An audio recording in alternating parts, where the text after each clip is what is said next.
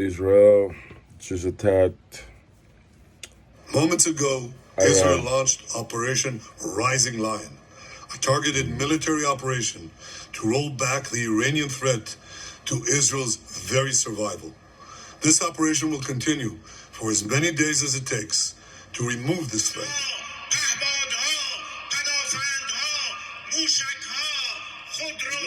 پشت سر من تصویر محل اصابت موشک‌های دشمنان هستن به سایت هسته شهید احمدی روشن. نیاوران الان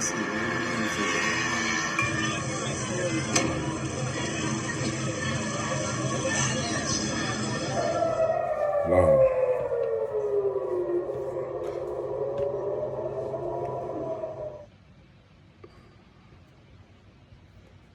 So people's taking shelter in Israel. So we're very afraid because on our way back from the restaurant, we were really we were shocked by the alarms and the notification we got on our phones about how urgent the situation was and how Iran was attacking and how the attack was imminent. I woke up by the alarm and couldn't back to sleep. So I thought, let's get some supplies in case anything happens. Got some water, some basic food for the family. Anyway, I hope everything will be quiet. We want peace, you know. But just in case, I want the family to be safe. We have the shelter rooms. We're all okay for anything that happens.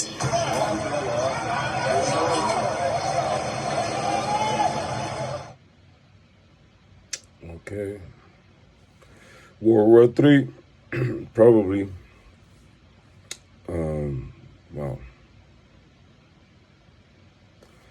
Good morning to you all. Let's get right to the breaking news out of the Middle East. Israel's military says Iran launched more than 100 drones targeting Israel after the Israelis carried out what it called a precise and coordinated preemptive strike targeting Iran's nuclear program. Israel's defense forces say its opening wave of attacks hit dozens of military installations, including nuclear sites, across multiple regions in Iran, killing Iran's most senior military official and 2 other leaders. Now, Iranian state media is reporting a new round of Israeli strikes near an air base and an airport. In a video message posted to social media, Israel's military chief said the operation was launched because, quote, Israel could not wait another moment to act.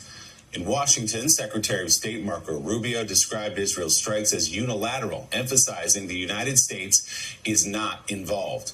He added the Trump administration has taken steps to protect American forces and remains in close contacts with regional allies. Secretary Rubio concluded his statement warning Iran, quote, let me be clear, Iran should not target U.S. interests or personnel. Let's bring in NBC News Chief International Correspondent Keir Simmons live this morning in Dubai. Keir, what more can you tell us about the latest on these strikes? Well, this does look like the most substantial attack by Israel against Iran. They're talking about 200 Israeli aircraft involved in the attacks, releasing videos of strikes on Iranian defenses that were happening simultaneously as these munitions rained down, not just on Tehran, the capital, though many sites there in Tehran, but also around the country. More than 10 locations were hit, and according to the Israelis and according to the Iranians, there were strikes on military bases as well as nuclear facilities, as well as military leaders, as you mentioned. The head of the Islamic Revolutionary Guard Corps, for example, killed in this what it looks like now is a first wave of attacks. There are images of thick black smoke rising from the Natanz nuclear facility, and an Iranian state reporter appears in front of it a few hours later to say that the attack happened around 4:15 in the morning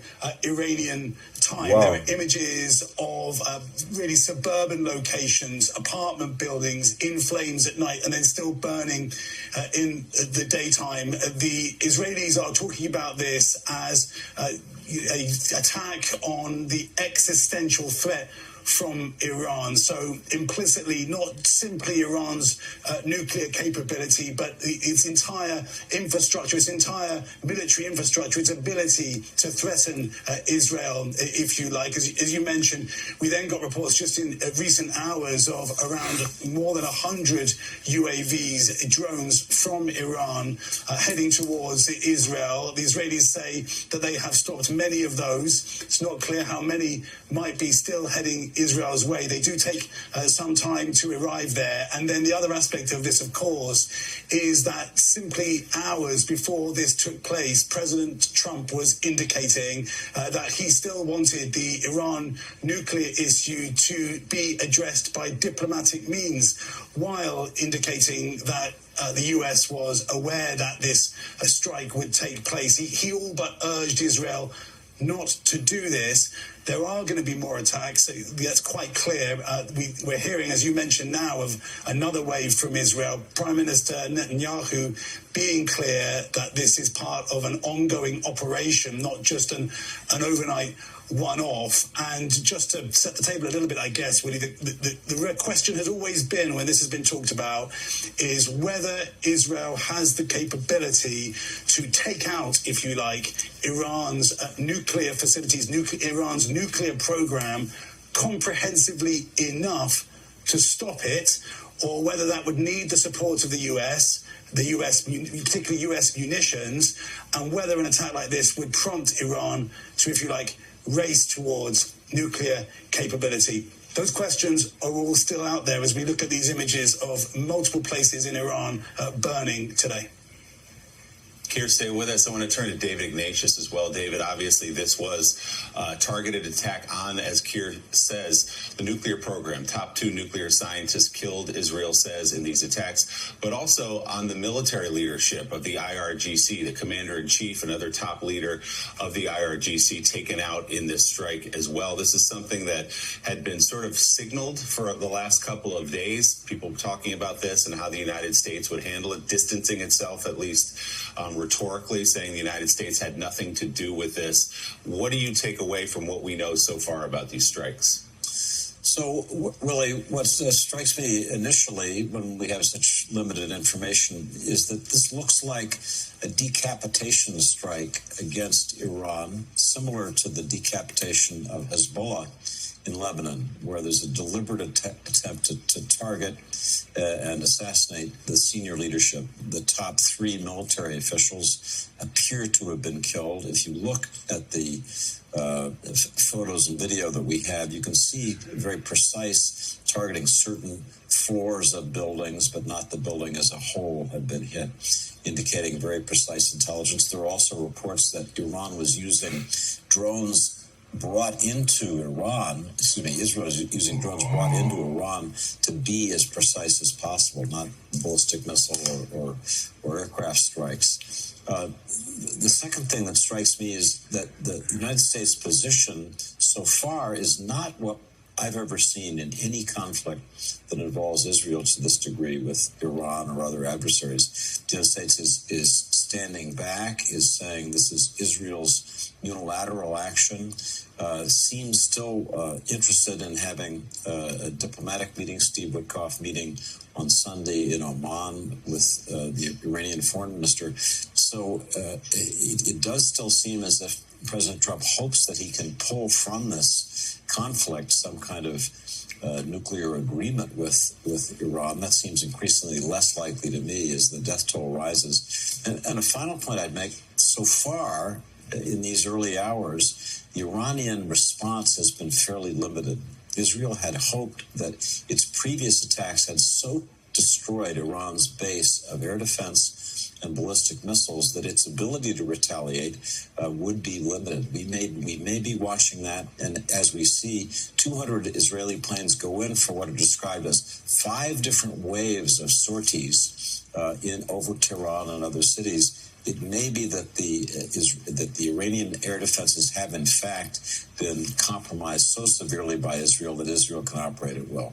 Yeah, Iran's military may be compromised. Also, now its leadership apparently decimated, so maybe leading to some confusion there in Tehran as to what to do for a response. We know that President Trump did not want this. He warned off Prime Minister Netanyahu back in April when Israel was planning an attack. Then Israel listened.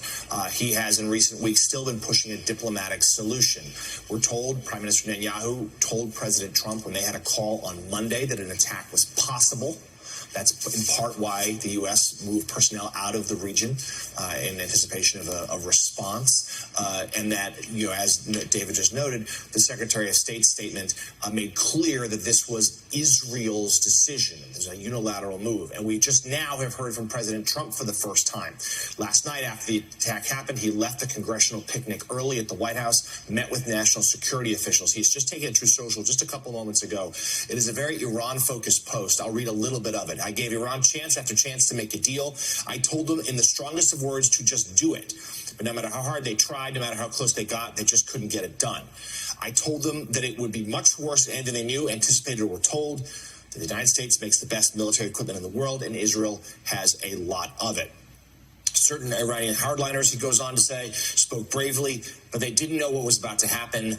They're all dead now, and it will only get worse. And then he goes on to say that even after this attack, that bigger attacks are coming, more brutal, in his words, more brutal attacks, presumably from Israel, are coming, and that Iran should make a deal before they happen. So, Richard, the President of the United States here still pushing for a diplomatic solution to this. I don't know how likely that is now in the wake of what we saw last night. But start by talking to us about that relationship. Prime Minister Netanyahu did not listen to President Trump, it would appear, in these attacks. At the same time, it does sort of defy belief that Israel would just do this almost on its own without at least some sort of blessing from the U.S. It's not clear whether they got it. And I guess as part of that, when we're all going to be watching, when Iran does hit back, does the U.S. actively participate in Israel's defense as it has in the past? Well, a couple of things. Let's just unpack this a little bit. Yeah. Israel described this as a quote-unquote preemptive strike on Iran. It was not. This is a preventive strike. Big difference under international law, diplomacy. This was against a gathering Iranian threat. There was no imminent plan for Iran, say, to launch anything nuclear against Israel, so they don't have that capacity. So let's just put this in context. Second of all, Israel clearly gave the United States a heads up.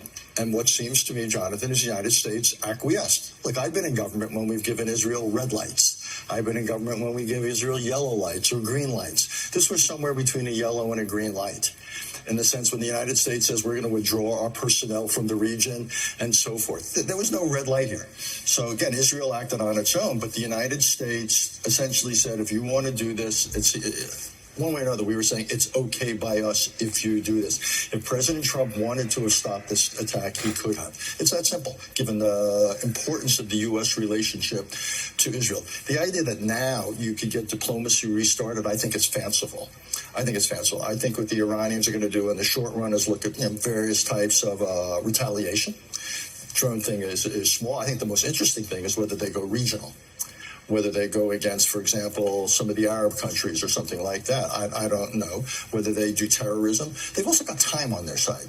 As we've seen in the past, Iranian retaliation doesn't have to be instant. The other big issue is whether they try to reconstitute their nuclear program much more underground. One of the big Iranian facilities seems to have been left out of the Israeli attack, as best I know, which is Fordow. That's one of the two places where the Iranians produce and store enriched uranium, deep, deep, deep underground. So this might be something we have to think about, not as an attack, but Israel will launch a campaign, and Iran will have both a retaliatory campaign and a reconstitution effort over time. So this might be something we don't look at as in hours, but this could play out over months or even years. Wow. What just happened? This is out of the pages of the Bible. So, there's a prophecy, Ezekiel 38, which speak of a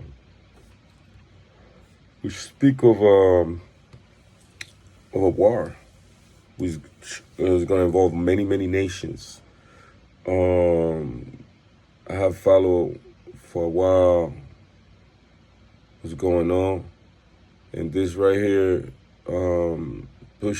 pushed me to come out of my hiding and speak out. Yeah, we live in very, very troubling times. And as Matthew 24 says, wars and rumors of war. And talking about the tribulation, and we already see it. You know, things are speeding up. The economy, the collapse, empires fighting. Let's, you know, I don't know how much time we have, but I definitely want to be part of the change. Be positive. Bring some information and help out to connect the dots, so we can, when time get hard, we can do the right thing. So honestly, guys, I don't know how all this work. I watched some videos. I've been planning to come out and do it right, but at this point, I just gotta come out and connect the dot and bring you guys closer to the understanding what the scripture says, and how close are we from what the Bible calls the battle of Armageddon, and the coming of Messiah. Yeah, so, you know, when you sense or understand certain things, and you kind of feel compelled with all the information that is gathered, yeah, that's what we're talking about. Let's see how we can unpack, but definitely we got to get ready. We got to get close. Oh, it's late right now, but we gotta get close to the truth. Close to the truth. Seek and you'll find. Ask and will be given. Knock and the door will be open. For those that want to get informed, let's do it together. Let's see how we can put this things together, and let's go ahead. All right, see you later. Subscribe, like, and follow. 1.